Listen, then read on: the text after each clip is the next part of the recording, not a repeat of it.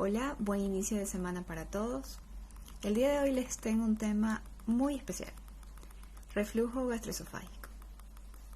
Para muchos quizás suene conocido, para otros desconocido, pero en realidad esta enfermedad es más común de lo que pensamos.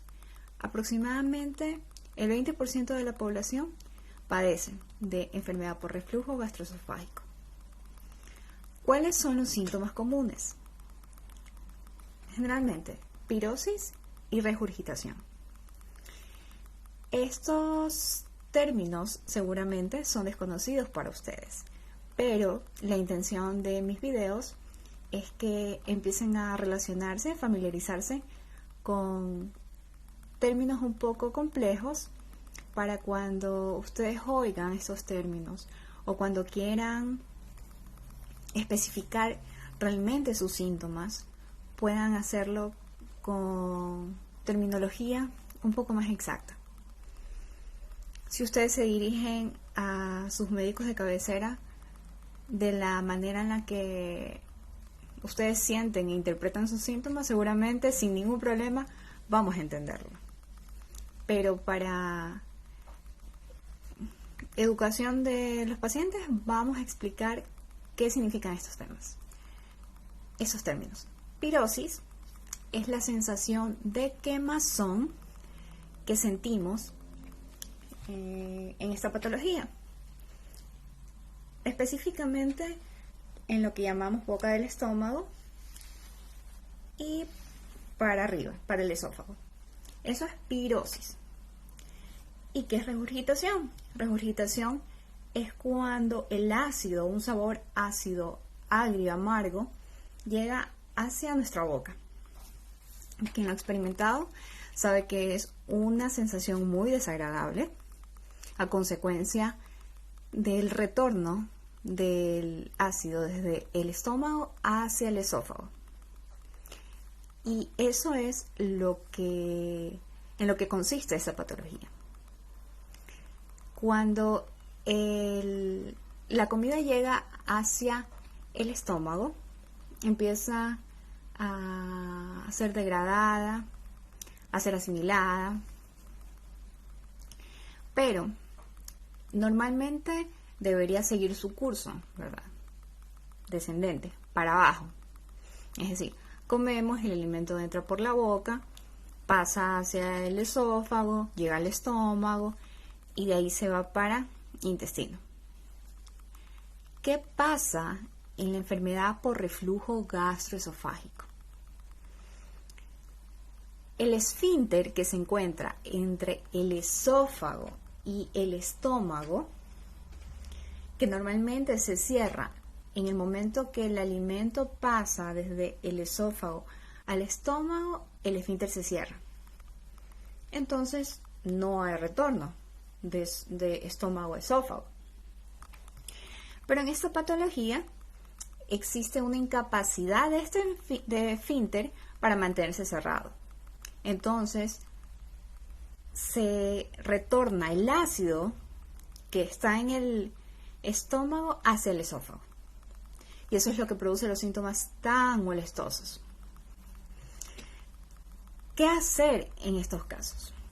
Aunque es una enfermedad muy común y se puede tomar muchas medidas dietéticas, higiénicas, farmacológicas, cuando esta patología no es tratada, puede conllevar a consecuencias.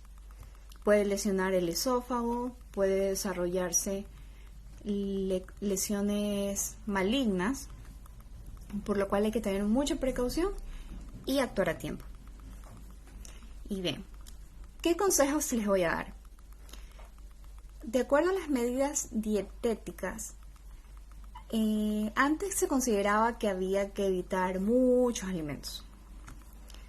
Lo que está demostrado es que el tabaco y el alcohol afectan directamente sobre el esfínter, que se encuentra en la unión entre el esófago y el estómago.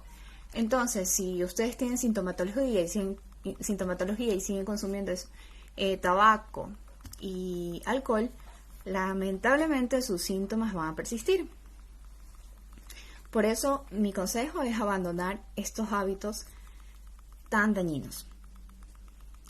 La comida que antes se sugería evitar al 100%, como es la cebolla, alimentos que contengan mucha fibra, como por ejemplo el pan integral, y bebidas carbonatadas, entre otros alimentos, ahora lo que se sugiere es que el paciente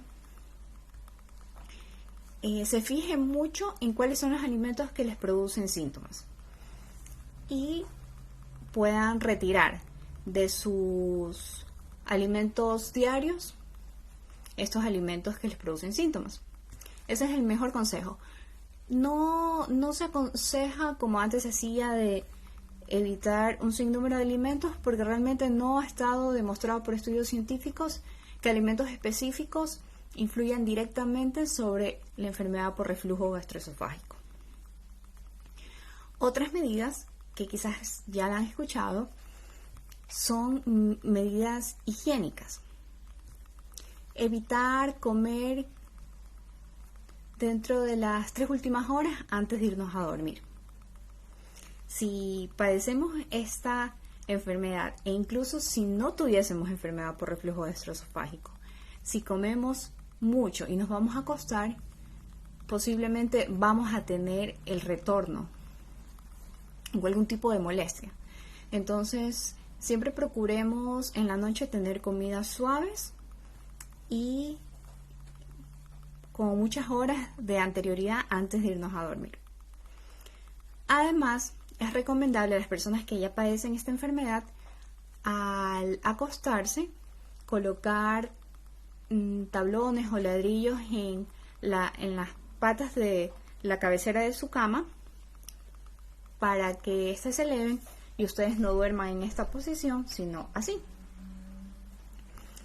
Y otro consejo también, si tenemos que adoptar una posición para dormir, que sea preferiblemente del lado izquierdo, y así disminuir síntomas nocturnos que puedan producir el despertar durante la noche. Eviten utilizar prendas ajustadas. Se sugiere hacer ejercicio físico, pero de bajo impacto. Por ejemplo, alzar pesas no es recomendable para una persona con enfermedad por reflujo gastroesofágico. Hacer ejercicio de bajo impacto que no pueda producir la sintomatología. Las medidas farmacológicas se opta porque sean indicadas por su médico de cabecera. Y con esto espero haber resuelto sus dudas, que puedan mejorar aquellas personas que tienen esta patología, puedan mejorar su estilo de vida y así evitar consecuencias a largo plazo. Si tienen alguna pregunta, pueden hacérmelas por directo y procuraré resolver sus dudas. Hasta la próxima.